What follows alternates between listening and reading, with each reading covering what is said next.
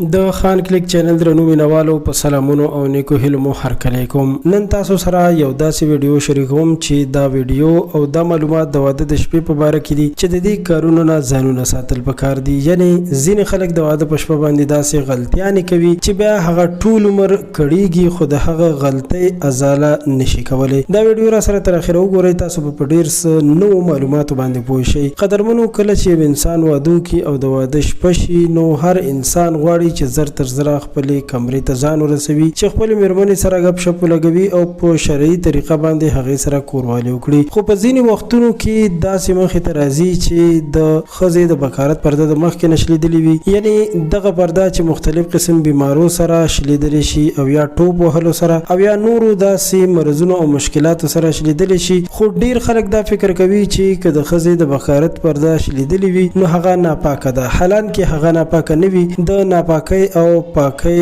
اندازې تاسو د هغې د کورني ماحول نه لګولی شئ. دویمه دا لویه غلطي چې اکثره ځوانان یې کوي هغه دا ده چې په کور کې نوې واده کړې ښځه وهي ټکوي او هغې ته هر قسم اذیت ورکوي، چې دا یو ډیر خراب او غلط کار دی او ناروا عمل دی. ځکه چې که یو ښځه تاسو ورسره داسې کوئ نو هغه هم د چا خور لور ده. سبا ورځ خدای مکا که ستاسو کورنۍ یا ستاسو ښځو سره داسې وشي یا ستاسو لورګانو سره داسې وشي نو یقینا چې ستاسو لپاره به دردونکي وي. نو په پردی خور لور هم رحم کول پکار دي او داسې وهل ټکول نه دي ورکول پکار، ځکه چې هغه انسانه ده. هغه په دې باندې پوهیږي چې که تاسو د هغې قدر کوئ نو هغه به هم په بدله کې ستاسو قدر وکړي. داسې نه ده چې هغه به بیا ستاسو بې قدري وکړي. او دریم دا چې اکثره وخت هلکان یعنی واده کړي ځوانان خپلې ښځې ته مور پلار کنځي او یا نور داسې تکلیف ورکوي چې هغه د هغې لپاره د درد سبب ګرځي او هغه کله ناکله خیرې هم کوي. نو دغه خیرو نه ځان وساتئ ځکه چې د تورسرو خیرې قبلیږي. امید لرم چې ستاسو به دا ویډیو خوښه شوې وي.